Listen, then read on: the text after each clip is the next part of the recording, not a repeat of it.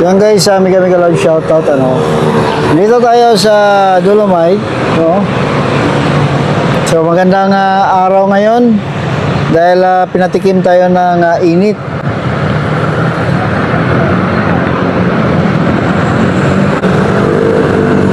So ayon sa Pag-asa, wala na yung bagyo at low pressure sa ating bansa. Kaya maganda ang panahon ngayon. At ito yung Manila Bay, medyo kalmado rin, walang alon at yung mga tao nakapamasyal na ng maayos.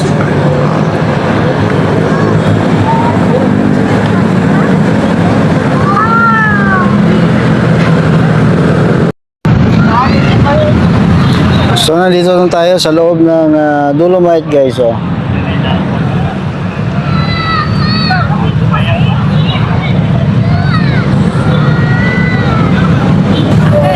habang nag-enjoy ang mga tao ng sunset, kita nyo naman. So tingnan natin ang dalampasigan kung okay na ba ang mga basura. Yan,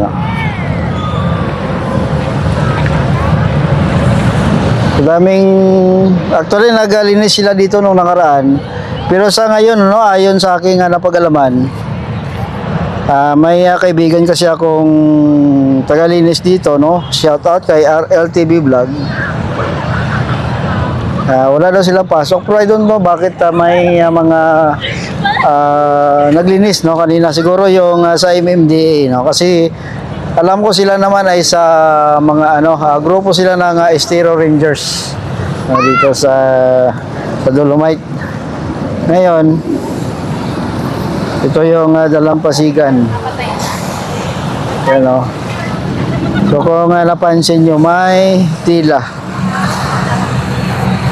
Yun yung tila guys. Bago kasi ito tinambakan ng Dolomite, nilagyan mo na ng grisan, tapos nilagyan ng tila. Yung tila, yan yung nakikita nyo ngayon. Yan. Although may mga basurang nakikita, pakunti-kunti. Pero yan naman ay normal naman talaga sa karagatan.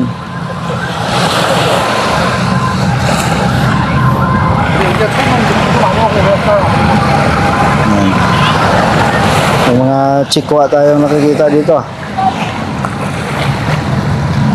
Yeah. Kung nakikita nyo, yan yung mga basura na tinitipon nila dito sa gilid ng karagatan. Yan may nakita akong patay na isda So ang ganda ng alon dito ngayon guys.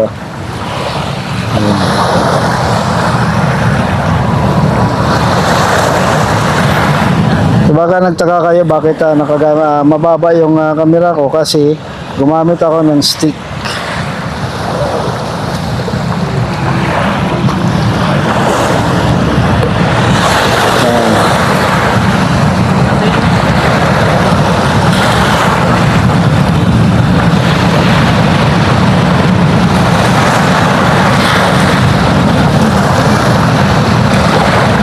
Maganda tingnan maganda tingnan yung dagat pag maalon, yung alon niya ganda tingnan.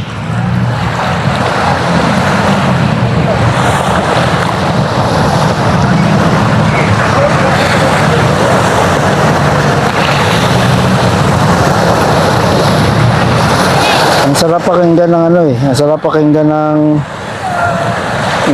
alon na umampas.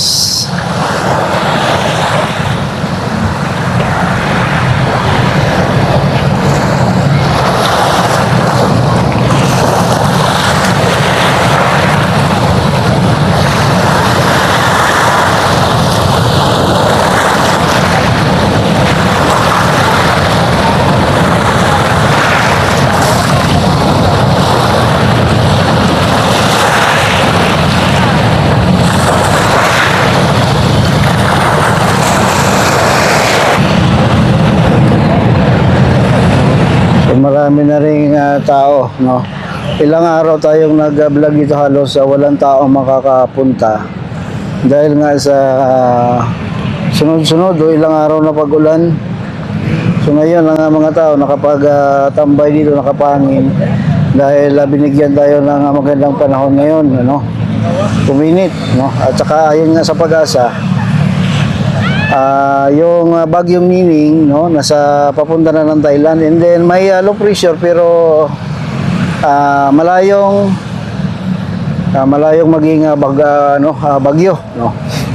Yan, at malayong papasok sa Philippine Area of Responsibility.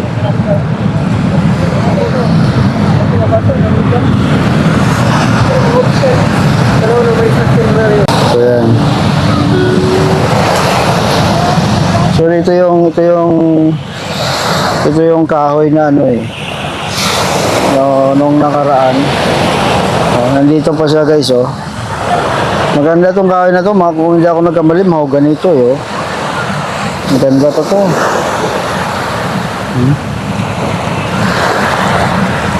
Kung may garden ka, pwede yan.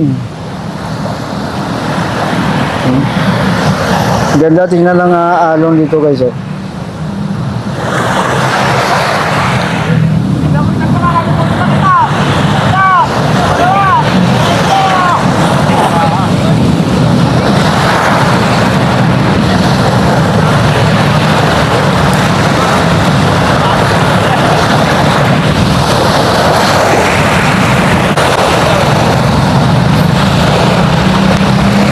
Yan yung mga basura, no, na nakikita nyo o na sasampa dito sa Dolomite. So makikita nyo ngayon ang close up talaga kasi binaba ko talaga yung camera.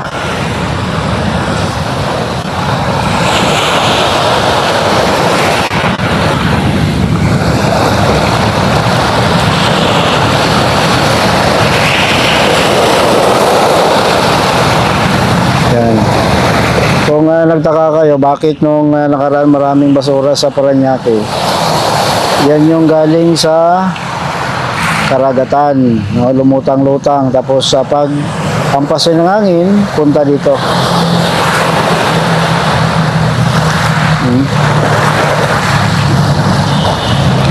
Ngayon.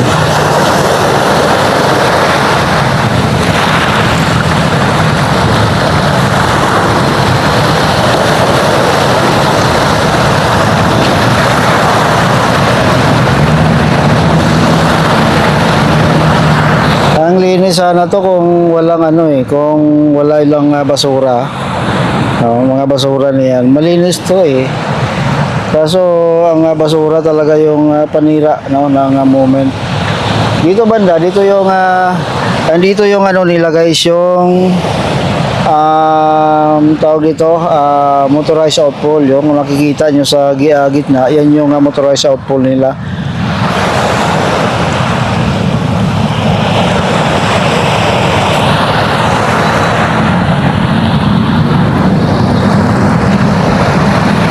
Ganda ng dagat eh.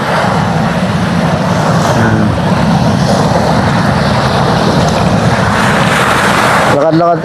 Ito guys, walk tour lang natin yung gilid ng Manila Bay. Ano? Yan.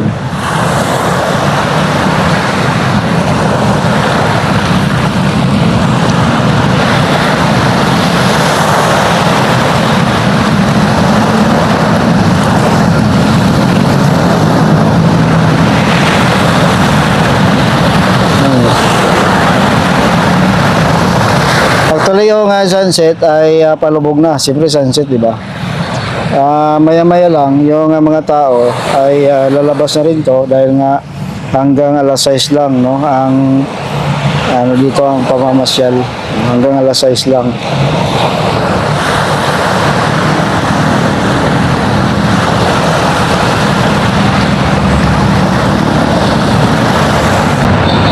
So yung mga tao ay unti-unti nang dumarating pero actually hanggang alas 6 lang to eh, maya-maya para lalabas na naman to eh. So actually yung iba, siguro mga habol lang ano, kalangap lang ng sariwang hangin. Yung mga basura nandito pa, nakasako na, so kukunin na lang yan, baka mga kaninang umaga yan na kinuha nila. May nakita din ako mga foreigner guys, oh. Yan. Makino yung basura, umabot na dito guys, oh. Siguro pinaano yan, nilipad ng hangin, no? Ayan. Yung mga tao dami.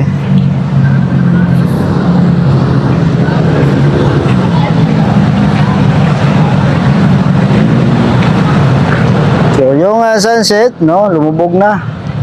So maya-maya palabasin din naman tayo. Ito guys ay update lang sa Dolomite, no. Ngayong araw ng Thursday, no? Magandang panahon ngayon. So pasalamat tayo sa Panginoon, no, na binigyan tayo ng magandang panahon. Yan, salamat guys. Yan po ang update dito sa Manila Bay. Salamat po.